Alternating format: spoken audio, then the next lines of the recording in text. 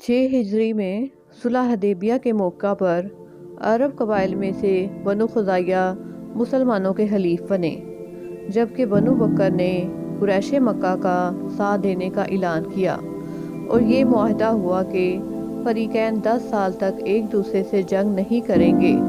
لیکن 18 ماہ بعد بنو بکر نے اچانک صلح کا معاہدہ توڑتے ہوئے بنو خزاعہ پر حملہ کر دیا اور حرم کعبہ میں بھی بنو خزاعہ پر لڑائی مسلط کر دی۔ بنو خزاعہ نے مسلمانوں سے مدد مانگی۔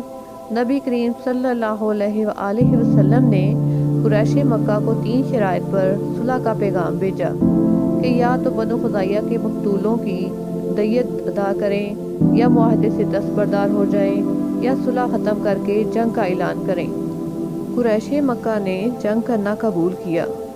آخر کار 8 ہجری 10 رمضان المبارک کو مسلمان تقریباً 10,000 کے لشکر کے ساتھ مکہ مکرمہ کے گرد و نواح میں جا پہنچے۔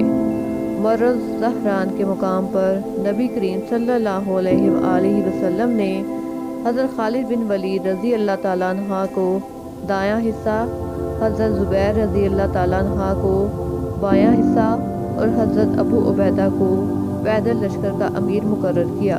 آپ صلی اللہ علیہ وآلہ وسلم کا پرچم حضرت زبیر رضی اللہ تعالیٰ عنہ کے پاس تھا۔ آپ صلی اللہ علیہ وآلہ وسلم فرما رہے تھے، آج اللہ تعالیٰ کعبہ مقدسہ کو خصوصی عظمت بخشے گا اور آج کعبہ کو نیا غلاف پہنایا جائے گا۔ مختصر جھڑپ کے بعد اسلامی لشکر شہر مکہ میں داخل ہو گیا۔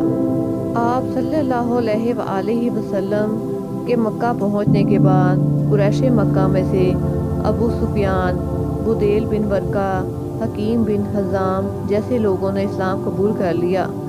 نبی کریم نے 10,000 کے لشکر کی موجودگی کے باوجود صحابہ کرام رضی اللہ تعالیٰ عنہم کو ہدایت جاری فرمائی کہ جو شخص پناہ طلب کرے اسے پناہ دے دی جائے، عورتوں اور بچوں کو تلوار نہ اٹھائی جائے، جو شخص ابو سفیان کے گھر بنا لے اس کو بھی کچھ نہ کہا جائے، جو ہتھیار ڈال دیں یا اپنے گھر کا دروازہ بند کر دیں ان سب کے لیے امان ہے۔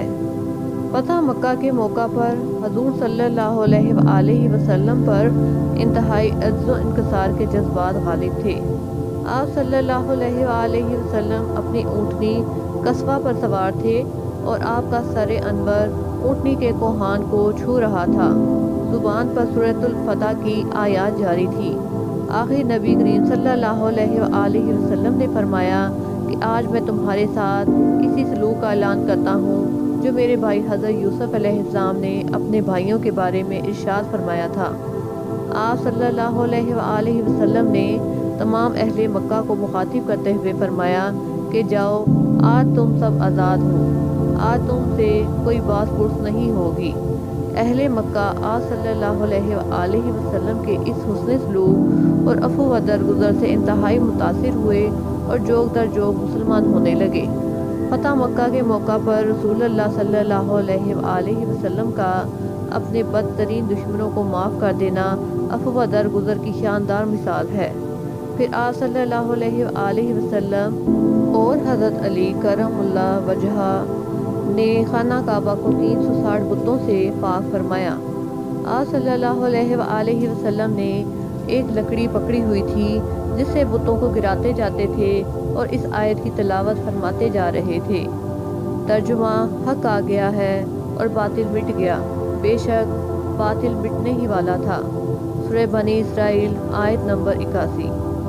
نبی کریم صلی اللہ علیہ وآلہ وسلم نے بیت اللہ کے اندر 2 رکعت نماز پڑھی اور باہر نکل کر خانہ کعبہ کی چابی حضرت عثمان بن طلحہ رضی اللہ تعالیٰ عنہ کے سپرد فرمائی اور کہا، یہ قیامت تک چابی تمہارے خاندان میں رہے گی اور جو اس کو چھیننے کی کوشش کرے گا وہ ظالموں میں سے ہوگا۔ اس کے بعد آپ صلی اللہ علیہ وآلہ وسلم نے حجر اسود کو بوسہ دیا۔ حضرت بلال رضی اللہ تعالیٰ عنہ نے خانہ کعبہ کی چھت پر چڑھ کر اذان دی۔ آپ کے دستے مبارک پر مردوں اور عورتوں کی بھاری تعداد نے اسلام قبول کیا۔ فتح مکہ کے نتیجے میں قریش کے تمام قبائل نے قبول اسلام میں پہل کی، حتیٰ کہ صرف 10 روز میں ہی 2,000 لوگ دائرہ اسلام میں داخل ہو گئے۔ دین اسلام کو غلبہ حاصل ہوا، اسلام اور اہل اسلام کو عظمت و شان حاصل ہوئی۔ دشمنان اسلام کی سازشیں دم توڑ گئیں، آپ صلی اللہ علیہ وآلہ وسلم کی قائدانہ صلاحیتیں رنگ لے آئیں۔